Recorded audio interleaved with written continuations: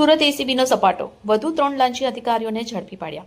₹20,000ની લાંચ કેસમાં નિવૃત્ત અધિકારી સહિત 3ની ધરપકડ કરવામાં આવી। સુરત જિલ્લા રજિસ્ટ્રાર સહકારી મંડળીના ઓડિટર ગુગાભાઈ ગોહિલ, નિવૃત્ત ઓફિસર સુપ્રિન્ટેન્ડન્ટ વારિસ શેખ સહિત કોમ્પ્યુટર ઓપરેટર કલ્પેશ ચૌધરીની ધરપકડ કરવામાં આવી। ફરિયાદીએ નવી મંજૂર મંડળીના રજિસ્ટ્રેશન માટેના નોંધણી માટે અરજી કરી હતી। અરજીની નોંધણી અને પ્રમાણપત્ર આપવાના અવેજ પેટે લાંચ માંગી હતી। ગુગાભાઈ ગોહિલે ફરિયાદીને વારિસ શેખ સાથે મળી વાત કરવા જણાવ્યું હતું।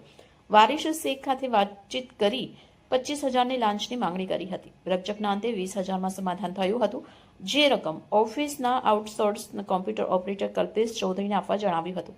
અડાજણ ખાતે છટકું ગોઠવી એસીબીએ કોમ્પ્યુટર ઓપરેટરને ઝડપી પાડ્યો હતો। ઝડપાયેલ ગુગાભાઈ ગોહિલ મહિને 48,000નો પગારદાર છે, જ્યારે નિવૃત્ત ઓફિસર સુપ્રિન્ટેન્ડન્ટ વારિસ શેખ 40,000નો પગારદાર છે। આ ઉપરાંત કોમ્પ્યુટર ઓપરેટર પણ 10,500નો પગારદાર કર્મચારી છે। હાલ વધુ તપાસ એસીબીએ હાથ ધરી છે। સુરત જિલ્લા રજિસ્ટ્રારની કચેરી, જેમાં આ કામના ફરિયાદીનું મજૂરોની મંડળીનું રજિસ્ટ્રેશન કરવાનું એ કાર્યવાહી કરવાની હતી। જે કાર્યવાહી કરી આપવાના આવેજ પેટે ઓડિટર રજિસ્ટ્રાર તરીકે ફરજ બજાવતા ગુગાભાઈ ગોહિલ જેઓએ તથા ત્યાં જ એક વય નિવૃત્ત થયેલ વારિસ શેખ, આ બંને કર્મચારીઓએ આ કામના ફરિયાદી પાસેથી આ રજિસ્ટ્રેશન કરી આપવાની કાર્યવાહી કરવાના આવેજ પેટે પ્રથમ 25,000 રૂપિયાની માગણી કરેલી।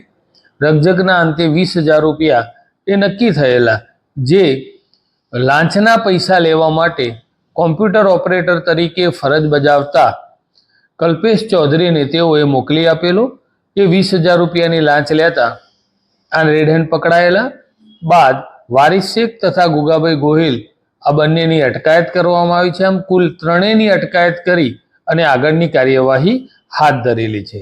આ ગુગાભાઈ ગોહિલ છે, જે છેલ્લા 10 વર્ષથી તે આ જિલ્લા રજિસ્ટ્રારની કચેરીમાં નોકરી કરે છે, જેનો પગાર 48,000 રૂપિયા છે, તથા વારિસ શેખ એ વયનિવૃત્ત થયેલા છે, જેઓનો પગાર 40,000 રૂપિયા છે, તથા કલ્પેશ ચૌધરી આઉટસોર્સિંગનો કર્મચારી છે, જેનો પગાર 10,500 છે।